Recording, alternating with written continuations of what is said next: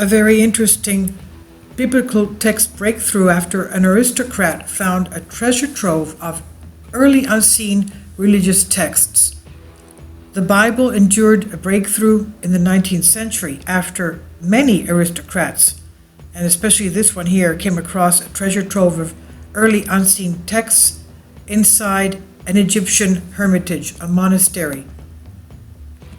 Egypt offered archaeologists and historical researchers many relics, ancient relics, and secrets of the ancient world, and these finds consist of ancient artifacts like mummified remains and statues. But in the 19th century, Robert Curzon found something that would change our understanding of the Bible forever.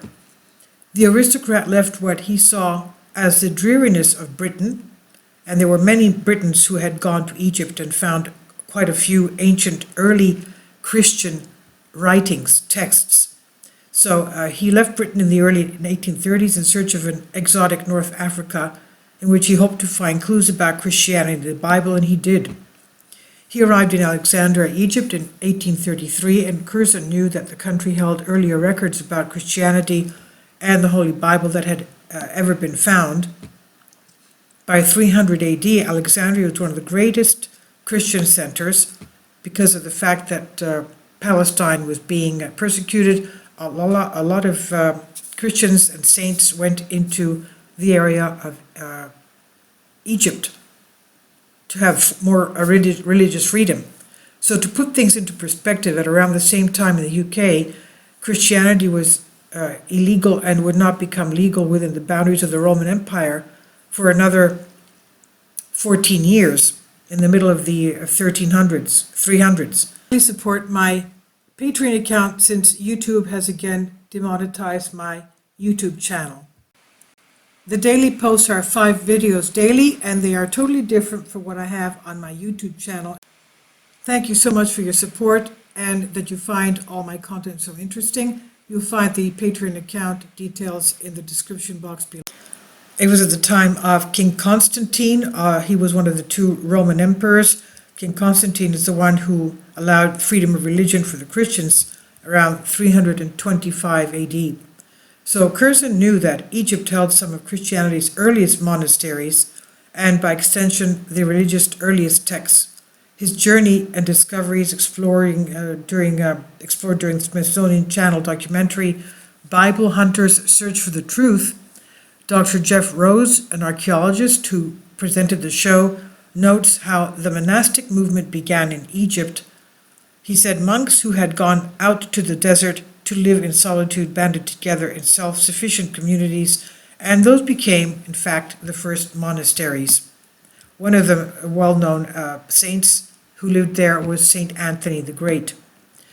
So he went on to say one of the oldest monasteries in Egypt, in the world, is the Syrian monastery 90 miles west of Cairo.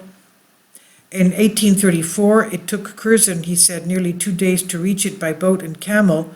Today, it's less than 2 hours away by bike.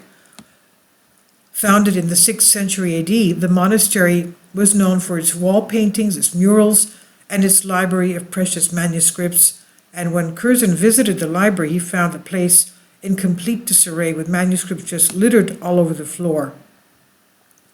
Many of these ancient texts had since been burned by poor Egyptians with no money fuel.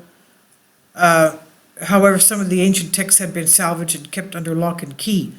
Certain that this was the case, Curzon plied a blind monk with liquor and managed to coax him into showing him the secret library in the monastery. And he was right. The monk took him deep inside the library's vaults where the texts were kept. And as Dr. Rose explained, inside the room, Curzon found a treasure trove, the dusty pages of some of the earliest dated Bible texts in existence. He found fully bound Christian manuscripts as well as several gospel fragments, all written in ancient Syriac, the language similar to what Jesus spoke, Aramaic language.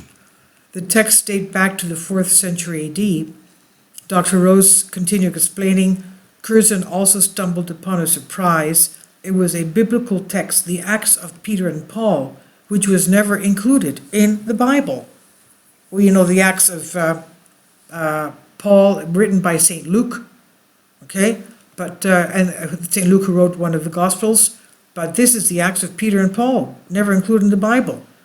So we should find where that is and start reading it. Anyway, he said, at the time, questions about why this Christian text was omitted led to speculation among scholars about the accuracy of the Bible.